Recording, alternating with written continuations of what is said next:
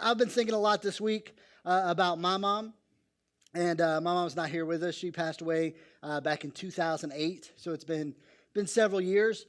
But her effects, her imprint on this world has lasted far longer than that.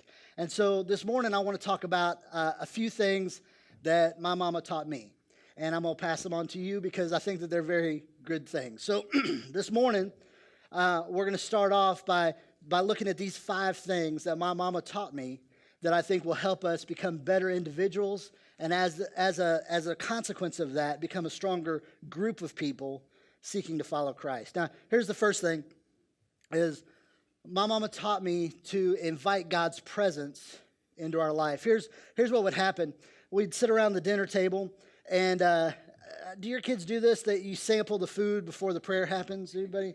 Is this unusual? This happens all the time. And sometimes Caleb will finish half his plate before we even get to the table, and he's looking for seconds, right? And this happens all the time. Well, in our family, we would do this. We'd sit around, and somebody would sample the food, and my mom had a phrase that still to this day I have no idea what it means, right? She said, "Hey, put that down. It'll groat in your stomach until we pray."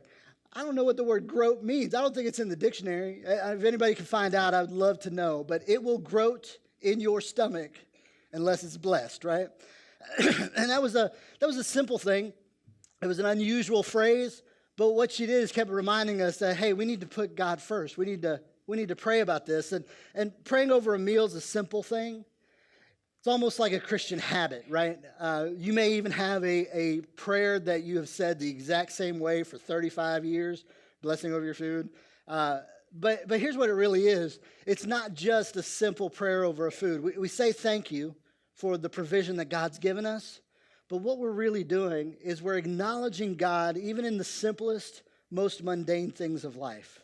We're inviting him in to something as simple as dinner time. We're in America. We very rarely don't have dinner time. We may postpone it a little bit. We may eat late. We may even skip a meal or two. If you look at me, I haven't skipped very many, right? But we always have our meals. We always have our food. We are incredibly blessed as a nation. And something as simple as just partaking our food, something that we need, something that's going to happen every day, inviting God into those moments. You know, a simple phrase like it'll groat in your stomach. Well, I don't believe that's true. But at the same time, it was a reminder that God needs to be a part of this. God needs to be present in it. So we're inviting God's presence into every aspect of our life. Here's what Acts chapter 17 says, starting in verse 26. It says, "And he made from one man every nation and of mankind to live on all the faces of the earth, all the face of the earth, having determined their appointed time and the boundaries of their habitation, that they would seek God, if perhaps they might grope for him and find him, though he is not far from each one of us. For in him we live and move and exist. And even some of your own poets have said, for we are also his children." Paul's having a discourse with some very intelligent people, and he's trying to reason with them. And he says, here's the reality: is God is right here.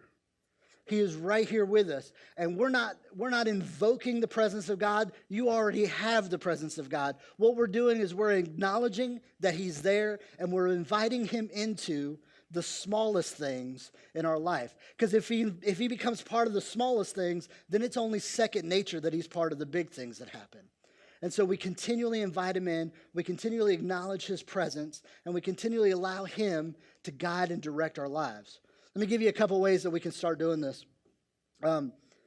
First of all, if you want to invite God in, invite his presence into your life, we do that moment by moment.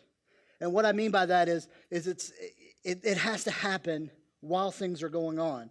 We understand God's presence in each and every situation. And moment by moment through the day, we invite God in. We spend some time in prayer. We acknowledge that he's there with us while we're at work, while we're on the bus on the way to school, while we're talking with a friend who's in need. We invite God into even the simplest things, having a break time at work or watching TV at night with the family. Wherever we are, we invite God in moment by moment throughout the day. The second thing is we invite God in day by day. And beyond just the momentary recognition that God's there, we also spend a section of our day. We carve out a piece of time that's just for Him. We carve out a moment of our day that's just for God, to commune with Him, to talk with Him, to let Him talk to us through His Word, to spend that time in communication with God.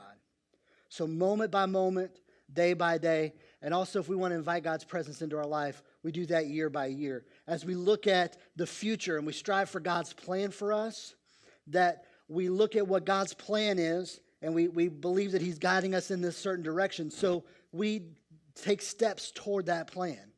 We say, here's where I want to be at the end of this year. If God is moving me in this direction, this is what it takes to get to God's plan for me, and I'm going to progressively take steps toward that plan. I'm going to continually move in the direction of what God has for me. So moment by moment, day by day, year by year, we yearn for and we invite in the presence of God.